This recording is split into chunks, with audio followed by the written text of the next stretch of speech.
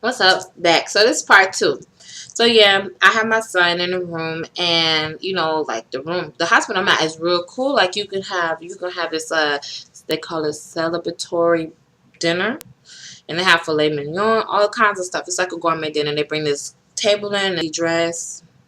Sorry, I don't know if you heard me, but really fancy dressed, and champagne glasses and all this other stuff. Though it's only like sparkling cider or whatever, whatever. But it's like a real nice setup or whatever. So I end up having this dinner with my friend, which is no problem because she was there and I felt like she deserved it because she's been to like she's been through hell with me, you know what I'm saying? Because I had to pretty much what is it called?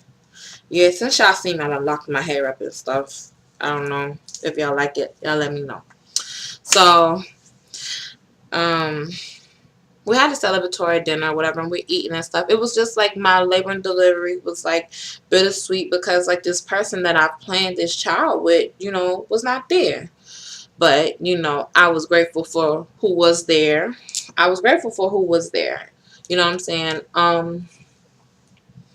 Originally, I was going to have my son in Orlando because I was scared to have my son in any hospital here in my area. And, like, I just was like, I wanted my family and stuff to be able to come see my son or whatever, whatever, because everybody was saying how they were so deprived about they couldn't come see me because I was in Orlando when I had my daughter. Okay, so I tried to do my family a service and have my daughter here. Well, quite naturally, ain't nobody fucking really show up at the hospital. My uncle showed up. My mom, of course, my sister was there. And my friend, a couple of my friends showed up, but nobody really in my family. And still, my son is almost 2 months old, and my family members are just seeing, still my family members are still just like seeing him for the first time. I got people saying, "Oh, I'm coming to come see you and him." Actually, my brother was supposed to come. Before I had my son, I'm new to um the boys. I mean, I have a girl, but I don't know nothing about boys. So I thought the I thought the excuse me, I thought that I had to watch them circumcise my son. And I'm like, I can't, hell no, I'm not going to do that or whatever. So, when I finally told my brother I was pregnant, I was like, can you go? Because I'm not going to be able to do that. I'm going to think they're hurting him and I'm going to overreact and just, go into mother protection. And so he's like, yeah, sis, I'll do it for you, da da da da. My brother still hasn't seen my son. Hasn't called, congratulations, no nothing. So, I mean, it doesn't surprise me because my family's never really been there for me. Anyways, my family know nothing about me. They know my first and my last name. They don't know nothing about me. You two, y'all know more about me than my family do. Like, honestly. So, my friends even came all the way from a whole nother city. 2 hour drive. They came. They were there. Brought the kids and everything. And was supportive of me the whole time or whatever. And I'll do anything for my friends. I call them my sisters because they are there. I feel like they're my sisters. There's another lesbian couple. And me and my friend, we've been friends almost 10 years. So, it's what it is. So nobody came or whatever. I was kind of hurt or whatever. So, what I'm saying? I was thankful for what I had. My uncle even came. My uncle came up there, and he somewhat raised me, and he's the baby child, and he's quite different, shall I say? So, anyways, um, so the second day, I get this phone call from my cousin, well, my brother's wife, and she says, we coming up there to come see you. We waiting for your brother to get off, and then he's gonna take a bath. We're gonna come up there this after. I'm like, okay, cool. Now, granted, my father, uh, I was my father had me out of wedlock with my mother, so I didn't really get to see my brothers whatsoever. I have 3 older brothers, but you would never know it because I never see them, whatever. So, I was like, okay, cool, my brothers are coming. So I'm like, okay, I'm looking around, I'm like, okay, I look like crap, you know, all this other stuff. So I'm like, okay, I gotta get myself together, because I'm a real big person on how I look image wise, even though on YouTube sometimes I look a mess. But that's at my house. I guess that's not even better, because, you know, I'm putting myself out there on the web, you feel me? So my brother and his family are supposed to come. So I get up and like, I asked the nurse, my nurse, I'm like, you know, can you please help me freshen up, because my family's coming and I don't want my family to see me like this. It's stuff all over my room, towels and baby blankets and all this other stuff. My nurse did not keep my room as clean as I would have kept it per se. But I was like, you know, can you help me straighten up? Can you help me freshen up? So the girl was like, okay, yeah, whatever. But she never really came back. So I waited for her, whatever. And I knew what time my brother was supposed to get out of work. So I was like, okay, I'll do it my damn self. So I snatched my IV bag off the bed, struggled for about 10 minutes. Pitiful, y'all. Struggled for 10 minutes to get myself up off this bed with a C-section, trying to hold my stomach. I'm like, oh my God, oh my God. So I'm like, oh my God, I hope I don't bust no stitches and shit. So I get up. I got my IV pole. I'm a CNA too. So I get my IV pole. Make sure I didn't mess up nothing. Make sure I'm not bleeding or whatever, which I am down below, of course. And my baby's in the room with me by this point, because they said that I was good enough to keep him in the room because I had recovered off my medicine so fast. And I go and I take him. I get all my bath stuff with everything and my bras and all this undergarments and whatnot. I go in the bathroom because I'm going to take a bath. I'm not going to let my family come and see me any kind of way. And to me, my family is important, though they might not feel that I am. Obviously, I don't know.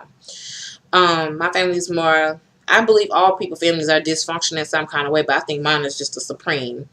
So I go in there and I start taking a bath or whatever. So I guess my nurse came to come check on me, and I was not in my bed and the baby was gone, but my bathroom was in the room with me. So she opens the door and she goes running down the hallway like crazy. I guess she was a nurse student. And she's telling her, oh my gosh, she's in the bathroom, because I was taking a shower. My baby was asleep. I made sure he was fed, changed and everything. And he was just like on the side of the bathroom or whatever. And I was in the bathroom taking a shower and all this other stuff, you know. She goes and tells the people. All the nurses on the floor come running and busting in my room, trying to pull me out the shower. What are you doing? This, that, and the third. Now, mind you, I had been telling my nurse for, ever since I came, I'm on day 2. Ever since the day before, that I'm itching. I'm itching. I don't know why I'm itching, but I'm itching like I'm scratching like crazy. I've scratched my skin so raw that my skin is like pinkish color. It's just like, you know, inflamed or whatever. So I'm thinking it's because I'm dirty, I've been sweating or whatever. I was like, okay, I take a shower. It was actually because I was having an allergic reaction to the antibiotic they gave me. The student never told the nurse that I was having an allergic reaction, or that I complained about itching, or I've been excessively itching or whatever. So I've scratched my skin raw. So I'm trying to take a bath so it's actually relaxing to my skin, because I'm itching. So I'm trying to wash it off with soap or whatever, the itch. And so they come in there and they trying to finish giving me a bath, get me out of there and all this other stuff, because I'm still bleeding or whatever. So they was not too happy with me, but I felt better. So I sat up and I'm waiting for my brothers. Like, my brothers to come, my family coming to see me. Yay, like, you know, finally somebody coming to see me. Like, wow, somebody actually care about me. It's like nobody showed up. Not a call. I'm not coming. Nothing.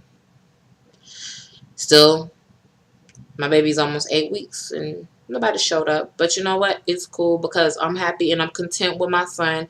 And nobody was there before with my daughter. So I don't know why I even thought different. But you know what?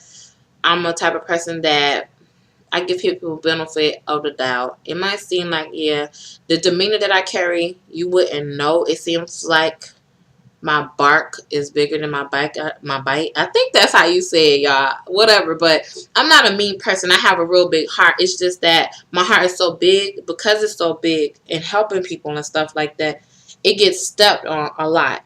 So I have to put this front up and be like this bitch when I'm not. Because, like, I'm a foster parent. I love doing community work. I love helping people. I love kids. You know what I'm saying? Like, I want a big family. But it's like I always get hurt for trying to take care or care for or help somebody move forward. It kind of like bites me in my ass. So nobody showed up or whatever. My mom had to work, so my friend had to come pick me and the baby up from the hospital. My aunt, she did step up. I will give her that much. I never even thought of her even stepping up to volunteer to take care of my daughter while I was in the hospital, which was like pretty much a week because of my circumstances. And she took care of her. I called, I checked on her, made sure everything was okay, made sure she didn't need anything. And my daughter had a blast, and my aunt had a blast. My great aunt, actually. We went through our changes. I'll probably talk about that on another video.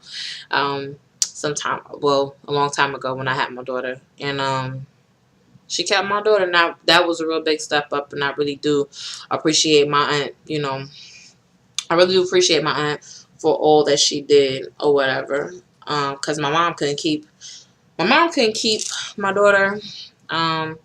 My mom's real young, y'all, and like she's more focused on herself more than anything. She's a good mom. She has her pros and she has her cons, but my mom was like in the streets. She was a drug addict for about 15, 20 years. And I was in foster care, so I had to do my thing, learn my way of life myself or whatnot. Everybody have their problems or whatever. And actually, because of my mom, I believe I'm the person that I am, and I believe I'm a beautiful person because my kids don't want for anything. If I could show you, I would show you my daughter and my son room. There's no more room for clothes. The room is packed to capacity. I had a stash of Pampers. My son is just going through them like no tomorrow. I thought I was going to do something, but it really didn't do nothing at all. Keep your receipts to your Pampers, because my son grew so fast I had to take 4 boxes of newborn Pampers back to the store and get size 1 because he had done grew so fast. Don't be so quick to take your tags off your clothes either, y'all. Keep your receipts. Keep all your receipts, all of them. Yes, Lord. Actually, I think I told a lie, y'all. My auntie did come to my house and come see my baby. The one who kept my daughter, I was gonna try to go over there after I picked up my daughter coming out the hospital, but I had to go get my son's formula, and so my aunt had to be somewhere, so she didn't get to see the baby. So about a couple weeks, my aunt, not even a couple weeks, maybe a couple days, my aunt calls my phone, and she was like, I was laying in the bed, and my aunt's like, where what apartment you live in on Hudson Street or whatever. And I'm like, huh? I was like, oh, auntie, my address is such and such and such. So next thing I know, there's a ring at my doorbell. I'm like, who the heck is that? And it's my aunt.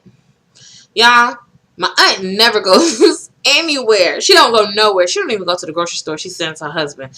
She came to my house, and I was just like so ecstatic that somebody actually went out their way to come see my son, my new addition to my life, something that I'm going to care for the rest of my life, whatever. So I'm like, oh my God, my aunt actually came to come see my son. Like, whoa.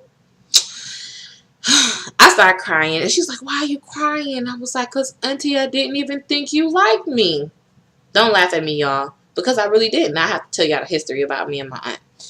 I was like, auntie, I didn't even think you even liked me enough to come out your house to come see me. But anyways, she came. I cried, got emotional, all this stuff. She gave me a hug back. She was like, baby, I'm so sorry for making you feel the way I made you feel those years. But I think I'm going to have to get off of this thing.